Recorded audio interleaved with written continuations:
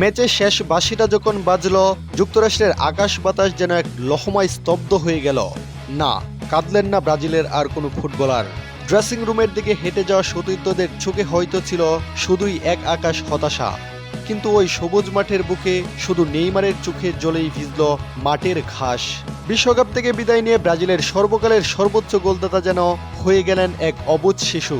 সব অহংকার, সব রেকর্ড, সব তারকা খ্যাতি এক পাশে সরিয়ে রেখে মাটিতে লুটিয়ে পড়লেন তিনি। বুকের ভেতর জমানো সমস্ত কষ্ট আর স্বপ্নভঙ্গের বেদনা চোখের জল হয়ে ঝরে পড়তে লাগলো। প্রথমে হাঁটু গেড়ে বসে সৃষ্টিকর্তার দিকে হাত তুলে হয়তো জিজ্ঞাসা করছিলেন কেন বারবার এমন হয়, কিন্তু পরক্ষণেই আর নিজেকে ধরে রাখতে পারলেন না। অবুঝ শিশুর মতো কান্নায় ভেঙে পড়লেন নেইমার জুনিয়র। এরপর ছুটে এলেন সতীর্থরা, ক্যাসেমিরো, ভিনিসিয়াস জুনিয়র, এলিসন বেকার।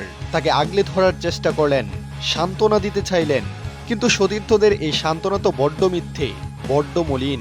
যে ট্রফিটার জন্য একটা মানুষ নিজের ক্যারিয়ারের সেরা সময়টা বিলিয়ে দিল, চুটের পর চুট সয়েও বারবার ফিরে এলো, সেই ট্রফিটা যখন চোখের সামনে দিয়ে হারিয়ে যায়, তখন পৃথিবীর কোনো সান্ত্বনাই কি আর সেই চোখের জল আটকে রাখতে পারে?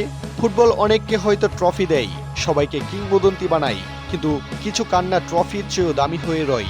হ্যাঁ, হেক্সা মিশনের সেই ট্রাজিক হিরো। এই কান্না পরাজয়ের নয়, এই কান্না ফুটবলের প্রতি এক নিঃশর্ত ভালোবাসার।